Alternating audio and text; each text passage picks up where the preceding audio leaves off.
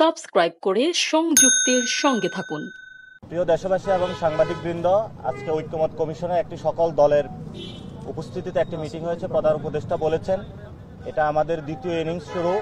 International community ইতিমধ্যেই আওয়ামী লীগের বিষয়ে বক্তব্য দিয়েছে, রিপোর্ট প্রকাশ করেছে ইউএন সরকার, এবং সে সরকারের রিপোর্টগুলো আমাদের এখানে এসেছে, সেগুলো আপনাদের সামনে পাবলিশড হয়েছে। সেগুলো নিয়ে প্রধান উপদেষ্টা আমাদেরকে বলেছেন যে ইন্টারন্যাশনাল সাপোর্ট রয়েছে, কিন্তু দেশের যারা রাজনৈতিক বৃন্দ রয়েছেন এবং পক্ষগোষ্ঠী যারা রয়েছেন তাদের উনি সহযোগিতা এবং সাপোর্ট কামনা করেছেন। সেই জায়গা থেকে উনি দ্বিতীয় ইনিংস শুরু করেছেন।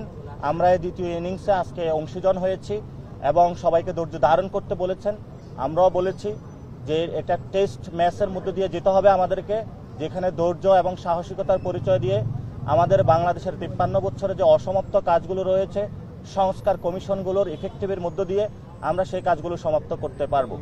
এবং সেখানে যারা ধৈর্যের পরিচয় দিবেন তারা বাংলাদেশের এই জনগণের যে মুক্তির লড়াইটা, সেই মুক্তির লড়াইটাকে অধিকাংশ জায়গায় তাদের বাস্তবিক আকাঙ্ক্ষার জায়গাটাকে, স্পিরিটকে ধারণ করে একটি জায়গায় যখন বাংলাদেশকে নিয়ে যেতে পারবেন, সেই বিষয়ে জনগণও সকল পলিটিক্যাল পার্টি এবং বর্তমান সরকারের প্রতি লক্ষ্য রাখছেন। তো সকল পলিটিক্যাল পার্টি এবং যারা প্রধান উপদেষ্টা এবং যারা সংস্কার কমিশনে যারা হেড রয়েছেন তারা এই বিষয়ে প্রতিশ্রুতিবদ্ধ হয়েছেন যে মানুষের যে মুক্তির যে আকাঙ্ক্ষা সেই বিষয়ে তারা প্রতিশ্রুতি এবং ঐক্যবদ্ধ।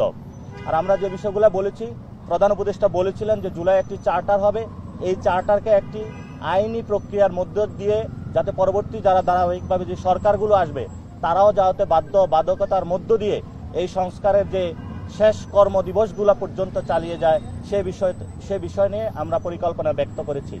এবং আমরা বলেছি বাংলাদেশের এবং জনগণের যে মুক্তি সেটা একমাত্র নিহিত হবে যদি আমরা একটি নতুন সংবিধান মানুষকে উপহার দিতে পারি।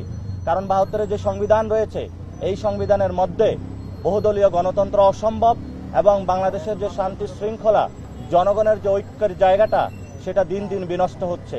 এবং আমরা স্পষ্ট করেছি যে সংবিধানের অধীনে আমাদের 2000 ভাইকে শহীদ করা হয়েছে, 50,000 মানুষকে খুন করা হয়েছে এবং তাদের অঙ্গহানি করা হয়েছে গত 53 বছরে।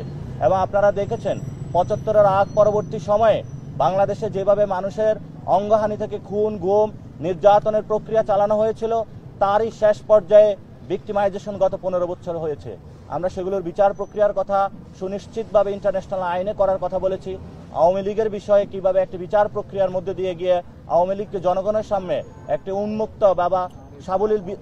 উন্মুক্ত এবং জনগণের সামনে একটি দৃশ্যমান বিচার প্রক্রিয়া নিয়ে আসা যায় সেই বিষয়ে আমরা কথা বলেছি।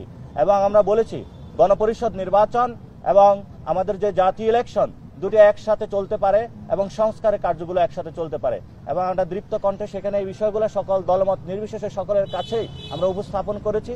বাংলাদেশের শেষ বা মুক্তির লড়াই, এই দেশের ভবিষ্যৎ একমাত্র যদি আমরা একটি গণপরিষদের মাধ্যমে নতুন সংবিধান উপহার দিতে পারি সেটার মধ্যেই হবে। এবং আমরা এটাও ব্যক্ত করেছি বৈষম্য বিরোধী ছাত্র আন্দোলনের নেতৃত্বে এবং জাতীয় নাগরিক কমিটির উদ্যোগে এই মাসে যে ছাত্রদের একটি বড় দল আসতেছে বাংলাদেশের ইতিহাসে, আপনারা জানেন যে এটা জনমত জরিপের কাজ চলছে এবং সেখানে আমাদের রাজনৈতিক লাইনটা কি হবে সেটাও আমরা সবার সামনে আজকে ব্যক্ত করেছি। আমরা বলেছি আমাদের এই রাজনৈতিক লাইনটা হবে একটি নতুন সংবিধান রচনার জন্য আমাদের লড়াই।